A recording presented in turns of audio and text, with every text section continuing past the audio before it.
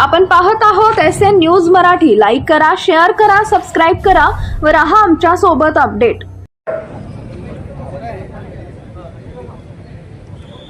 सर्व आंदोलनामध्ये सामील असलेल्या आणि ज्यांना आपल्या पाल्याची आणि स्वतःच्या भविष्याची, स्वतःच्या कुटुंबाची काळजी आहे, त्या सर्वांनी खाली बसावं असं वाटतंय।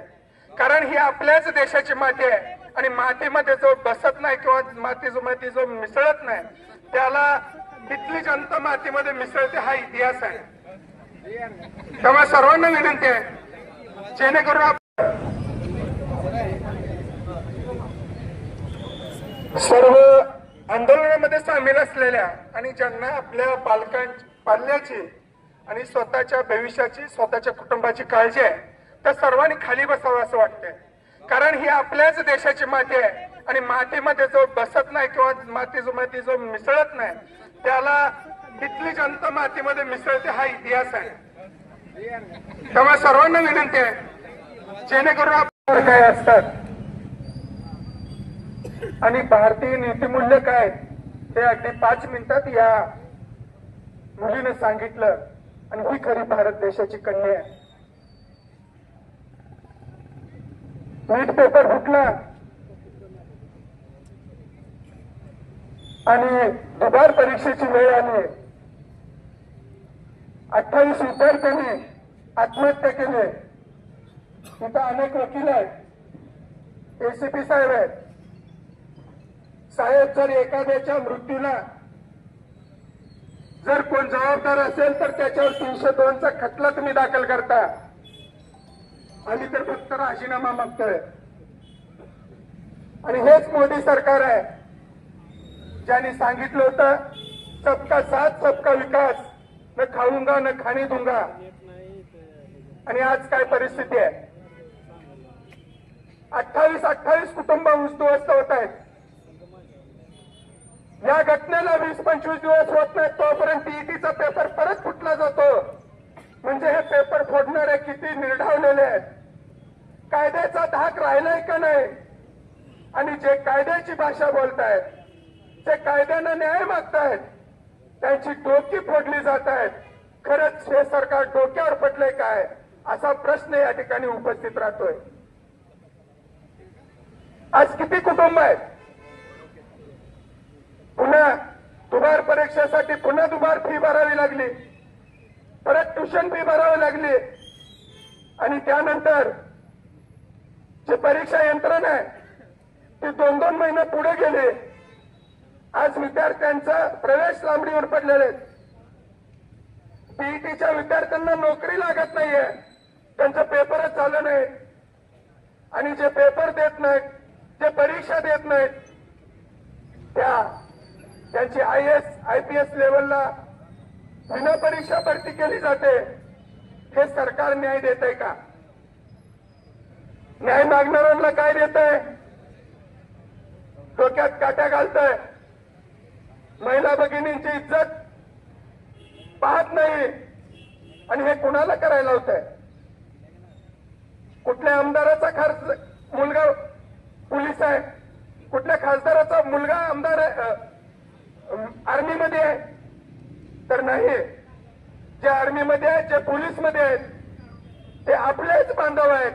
गोरगरिबाची, शेतकऱ्यांची लेकरं आहेत, कष्टकऱ्यांची लेकरं आहेत।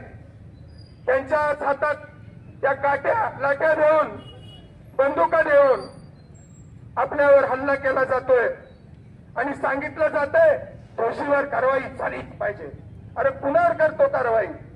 आदेश तू देणार, सुरक्षेत तू राहणार, आमचीच डोकी फोडणार आणि आमच्याच मुलांच्या वरती कारवाई करणार। हे पोलीस बांधवांना विनंती आहे, आर्मी बांधवांना या ठिकाणी विनंती करावीशी वाटते। ज्या वेळी अनैतिकतेने हे नराधम तुम्हाला आदेश देतील त्यावेळी निश्चितपणाने या भारत मातेचं, या शेतकऱ्यांचं, या कष्टकऱ्यांचं भान आपण ठेवावं। आणि जो संघर्ष तुम्ही केलाय त्या संघर्षाची सुरुवात आज हे विद्यार्थी करतायत। आज रोजगाराने जाऊन दिल्लीसारख्या ठिकाणी विद्यार्थ्यांना ट्युशनसाठी ठेवलं जातं, शिक्षणासाठी ठेवलं जातं, उज्ज्वल भविष्यासाठी ठेवलं जातं। आणि त्यांच्यावर जर ही वेळ आत्महत्येसारखी जर वेळ येत असेल तर ही व्यवस्था आहे का? ही न्याय व्यवस्था आहे का? अरे ज्या न्यायालयामध्ये दाद मागायला हे वकील जातात त्या ठिकाणी त्यांना हा व्हिडिओ पाहायला किंवा त्या घटनेचं गांभीर्य जाणून घ्यायला वेळ नाही. आणि हे सरकार सांगतंय हे विद्यार्थी, हे मुलं जे बिनकामाची फिरतात, ते झुरळासारखे, ते कॉक्रोच सारखे, त्यांचा समाजाला किंवा त्यांच्या कुटुंबाला काही उपयोग नाही, त्यांना अशा पद्धतीने खेचून मारलं पाहिजे अशी भावना या सरकारची आहे. अरे तळ हाताच्या बोळावर जपलेली ही लेकरं मातीमध्ये भिजलेलं, कामानं भिजलेलं हे अंग घेऊन एक एक दिवस उपाशी राहून त्या विद्यार्थ्याच्या शिक्षणासाठी आई वडील खर्च करतात. कुठेतरी नोकरी लागेल, कुठेतरी एमपीसी होईल, त्या केलेल्या कष्टाचं चीज होईल आणि समाजामध्ये कुठेतरी नाव होईल. त्या भावनेनं लढणारा माझा शेतकरी आज अनेक जणांना बाहेरून वाटत असेल हा कशासाठी मोर्चा काढतोय, काय फरक पडणार आहे? निश्चितपणाने फरक पडणार आहे, निश्चितपणाने न्याय मिळणार आहे. आणि त्यासाठी प्रत्येकानं खाल्लेल्या भाकरीला आणि या देशाच्या मातीला चागलं पाहिजे अशी माझ्यासारख्याची भावना आहे. आणि म्हणून नाही तुम्हाला पाठिंबा देता आला, नाही मोर्चामध्ये सामील होता आलं, तर कमीत कमी या मोर्चेकऱ्यांचं मनोधैर्य वाढवायचं तरी आपण काम केलं पाहिजे एवढी प्रामाणिक भावना आहे. आणि आज या विद्यार्थ्यांना वेळ आले, आज मी एक पालक म्हणून माझ्यावर वेळ आले. माझाही मुलगा उद्या 30 ऑगस्टला नीटची परीक्षा देणार आहे. काय मग पेपर फुटणार आहे का? आज पीजीची 30 ऑगस्टला पीजीची परीक्षा आहे, पेपर फुटणार आहे का? हा त्रास आहे त्याला, अभ्यासाचं टेन्शन वेगळं आहे आणि पेपर होणार का नाही होणार ह्याचं टेन्शन वेगळं आहे.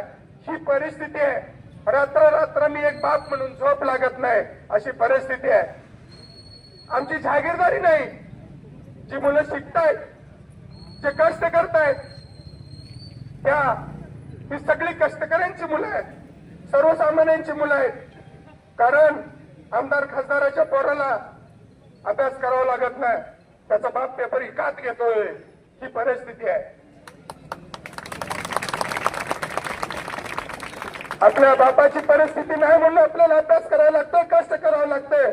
मी बघतोय 10 किलोमीटर पोरं सकाळी 6ला पळत चाललेले असतात. अंगावर फक्त बनियान आणि हाफ पॅन्ट असते. का पळतायत? आर्मीच भरती करायचंय, पोलीस भरती करायचंय.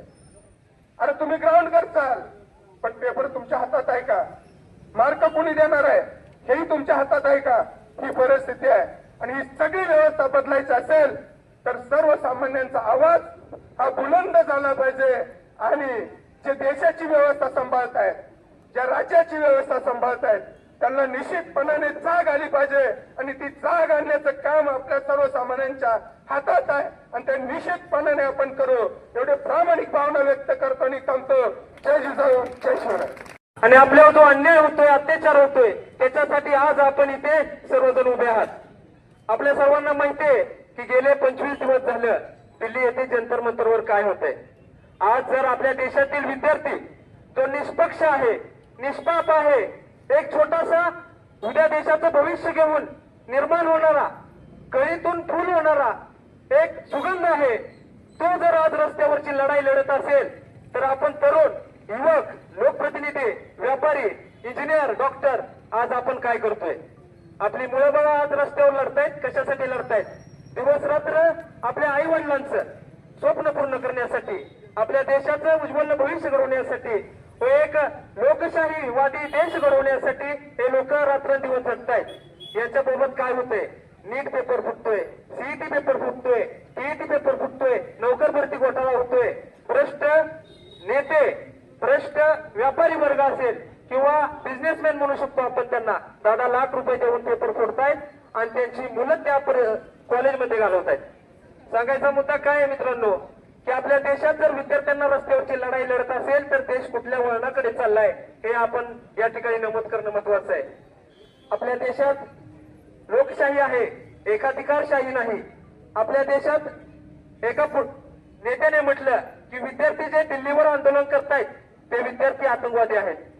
या भारत देशामध्ये सर्वकडे आज जवळपास 20 दिवस झालं मोर्चे निघतायत. तर आम्हाला सरकारला व त्या नेत्यांना प्रश्न विचारायचा आहे की आज आम्ही लढाई लढतोय, आज सर्व सांगोला बंद होऊन सांगोल्याचे नागरिक विद्यार्थी रस्त्यावर आलेत, हे सर्व आतंकवादी आहेत का? हे देशद्रोही आहेत का? हा देश चालवणारे देशद्रोही आणि आतंकवादी आहेत. आम्ही जनता भारताचे नागरिक आहोत, तुम्ही भारताचे नागरिक आहात का? भारत तुमचा देश आहे का? हा प्रश्न मला या ठिकाणी सरकारला विचारायचा आहे. या ठिकाणी आपली एकच मागणी आहे की नीट पेपर फुटी असेल व सर्व पेपर फुटी असेल ती थांबली पाहिजे. विद्यार्थ्यांची नोकर भरती वेळेत झाली पाहिजे व या शिक्षणासाठी या सर्व सिस्टीमसाठी जे जबाबदार आहेत, जे मंत्री आहेत, त्यांनी नैतिक जबाबदारी म्हणून राजीनामा दिला पाहिजे व पोलीस प्रशासनाने जे विद्यार्थ्यांवर लाठीमार केला त्याचे गृहमंत्री असतील त्यांनी राजीनामा दिला पाहिजे. अजून तुम्हाला एक गोष्ट सांगतो की आपल्या घरासमोर जर राखणीला कुत्रं ठेवलेलं असतं, ते जर चोर आल्यानंतर भुंकत नसेल तर समजून जायचं कुत्रा आणि चोर हे मिळालेले आहेत. मग सांगायचा मुद्दा एकच आहे की कुत्रा आणि चोर मिळालेले असतील तर मालकाचं काय होणार? त्याचप्रमाणे आपल्या देशात नागरिकांसाठी जर अन्याय होत असेल तर नेत्यांनी काय करायचं हे त्यांनी ठरवलं पाहिजे. व आज जे सांगोलकरांनी प्रतिसाद दिला, विद्यार्थ्यांच्या न्यायासाठी, हक्कासाठी, उज्ज्वल भविष्यासाठी सर्वजण आले, याचे मी आभार मानतो व लवकरच विद्यार्थ्यांना न्याय मिळेल. आणि अन्याय ही क्रांतीची ठिणगी असते व लवकरच या देशात क्रांतीचा वनवा उठेल व एकाधिकारकडे चाललेला देश हा लोकशाही मार्गाने आपल्याकडे राहील ही मी आशावाद व्यक्त करतो व माझं लांबलेल्या भाषेत थांबवतो. जय हिंद, जय महाराष्ट्र, जय भारत. ओळख करून देतो. मी निवृत्त सहाय्यक पोलीस आयुक्त मुंबई सिद्धार्थ कसबे. सर्वांना सांगायला जंतर मंतरवर जो प्रकार झाला त्याची निंदा करावी तेवढी थोडीच आहे. आजपर्यंत स्वातंत्र्यानंतर भारतामध्ये जेवढ्या दंगली वगैरे झाल्या, 92-93ची जी दंगल झाली बाबरी मस्जिदच्या वेळेला, तेवढा भयानक प्रकार कुठे नव्हता. परंतु तशा दंगलीत सुद्धा आम्ही लोक अमानवी प्रमेय असे प्रांती पशुप्रमाणे वागलो नाही. परंतु जे पोलीस बांधव, जे सीआरपीएफ जे निर्लज्ज सारखे वागले, शासनाच्या दरबारी शासनाचा आदेश एवढा हलकट सारखा वापरला, पुरुष पाहिले नाही, स्त्री पाहिले नाही, सर्वांना अन्याय केलाय. मी जास्त रिपीट करत नाही. आज एवढा जो मोर्चा जमलेला आहे त्याचं कौतुक करावं थोडंच आहे. बाबासाहेबांनी सांगितलं होतं की माणूस जिवंत आहे कसं ओळखायचं? तो श्वासोश्वास घेतोय, नाडी हलते म्हणून नाही. तर त्याच्यामध्ये खऱ्याला खरं, खोट्याला खोटं आणि अन्याय होत असेल तर त्याच्यामध्ये चमक नसेल ती विरोध दाखवायची, तर तो जिवंतपणेच मेलेला आहे. आज एवढा मोठ्या प्रमाणात आपले लोक सगळे येत आहेत आणि एवढे मोठ्या प्रमाणे निदर्शन करतात, हे आपल्या सांगोलकरांच्या जिवंतपणाचं लक्षण आहे. मित्र हो, ही जी परिस्थिती आली याला आपणच कारणीभूत आहोत. संपूर्ण जगामध्ये एकमेव आपला भारत देश की सर्व माणसांना बाबासाहेबांनी एकमताचा अधिकार दिला आणि तोच देश आपण त्यावेळेला बाबासाहेबांनी सांगितलं होतं की तुम्हाला दिलेला मताचा अधिकार हा मीठ मोहरी सारखा समजू नका. ज्या दिवशी तुम्हाला तुमच्या मताची किंमत कळेल त्या दिवशी तो खरेदी करणाऱ्यासारखा कफल्ल कोणी नसेल. आपण आता आपल्याकडेच परीक्षण करून पहा, आपण मतदानाला कधी जातो, काय करतो, वाट पाहत असतो. कोंबडी बाटली हे जी आपण संकट ओढून घेतलंय त्याला आपणच जबाबदार आहोत. भारत हाच एकमेव देश आहे जिथं प्रथम मतदारांचा सगळ्यांना अधिकार मिळाला आणि भारताचाच नंबर लागतो की पैशाची वाट बघितल्याशिवाय मतदान करत नाहीत. तर यामध्ये भविष्यामध्ये नागरिकांनी सुधारणा केली तर हे संकट ओढवणार नाही. जय हिंद, जय महाराष्ट्र. पण आपल्याला पाहायला मिळाली म्हणजे ते पोलीस होते का दिल्लीचे गावगुंड तिथे पाठवले होते विद्यार्थ्यांवरती अन्याय करण्यासाठी आणि विद्यार्थ्यांवरती अत्याचार करण्यासाठी. मी एवढंच सांगेन की लोकशाही भारतामध्ये जिवंत राहिलेली नाहीये आणि आता सांगतोय सगळीकडे चर्चा आहे की 2029ला भारतात निवडणुकाच होणार नाही. 2029ला निवडणुका होणार नाहीत या गोष्टीचा मी आणि नरेंद्र मोदी साहेब दोघं विरोध करतो. कारण नरेंद्र मोदी साहेब सांगताय 2029 कशाला, 2026 तुम्हाला मी बघू देणार नाही. 2026ला तुमचं सगळं अस्तित्व मी नष्ट करून टाकणार आहे. ही नरेंद्र मोदी साहेबांची भूमिका आहे. हिटलरशाही देशामध्ये वाढलेली आहे. नरेंद्र मोदी गो बॅक, जसं सायमन गो बॅक म्हटलं आपण तसं पंतप्रधानांना खुर्ची खाली करा असं म्हणण्याची वेळ आलेली आहे. आज आपल्याला अखंड भारत पाहिजे. तो अखंड भारत जर पाहिजे असेल नाही तर पहा, तो समोर विठ्ठलाचा गंध लावलाय आणि त्याच्या खाली माझा मुस्लिम बांधव टोपी घालून बसलाय. हे नरेंद्र मोदीला चालत नाही. हे नरेंद्र मोदीला चालत नाही. नाव चुकीचं ठेवलंय, नरेंद्र ठेवलंय, नाव दलिंदर पाहिजे होतं. महाराष्ट्रामध्ये ज्यावेळी क्रांती झाली त्याची सुरुवात, भारतामध्ये ज्यावेळी क्रांती झाली त्याची सुरुवात महाराष्ट्रामधून झाली. कारण हा महाराष्ट्र छत्रपती शिवरायांच्या विचाराचा आहे, महाराष्ट्र फुलेंच्या विचाराचा आहे, महाराष्ट्र शाहूंच्या विचाराचा आहे आणि महाराष्ट्र भारतरत्न डॉक्टर बाबासाहेब आंबेडकरांच्या विचाराचा आहे. मला एवढं सांगायचं, विद्यार्थ्यांविरोधी अत्याचार केले, जे दिल्ली पोलीस घरी गेले असतील ते संध्याकाळी काळ्या तोंडाने घरी गेले असतील. हे सगळे दिल्ली पोलीस असतील. खऱ्या अर्थानं पोलिसांना मी सुद्धा काही म्हणजे पोलिसांबद्दल बोलत नाही. पोलिसांना माझी विनंती आहे, आज देशाची अवस्था अशी झालेली आहे की तुम्ही जनतेचे सेवक आहात, परंतु राज्यकर्त्यांची गुलामी करण्याची अवस्था या नरेंद्र मोदी सरकारला आणलेली आहे. आज तुम्ही स्वतःहून काय करत नाहीये. तुम्हाला आदेश दिला त्या आदेशाचं तुम्ही पालन करताय. आज देखील आम्ही सांगतो, एवढा मोठा चांगला मोर्चा निघालाय. पोलीस स्टेशन प्रशासनाचं आम्ही अभिनंदन करतोय. सर्वजण आपण उपस्थित राहिला त्याबद्दल देखील आपण सर्वांचं अभिनंदन करतो. मी 2 गोष्टी सांगतो. मागच्या 10 दिवसापासून एक चर्चा होती संपूर्ण भारतामध्ये, रोहित शर्मा क्रिकेटमधून रिटायरमेंट घेणार का, आणि दुसरी चर्चा होती सोनम वांगचुकचं उपोषण सुटणार का. त्या रोहित शर्मासाठी 140 कोटी भारतीय रडले, त्याची रिटायरमेंट झाली नाही, परंतु 26 दिवसापासून सोनम वांगचुक रडतोय. त्याचं रडणं आपल्या सगळ्याला दिसत नाही. त्याचं रडणं जर दिसलं असतं ना, आज संपूर्ण सागोला चालू इथं आपल्याला पाहायला मिळाला असता. भाषण तर खूप आहे, परंतु बोलणारे व्यक्ती आहे. मी इथं थांबतोय. जय हिंद, जय महाराष्ट्र.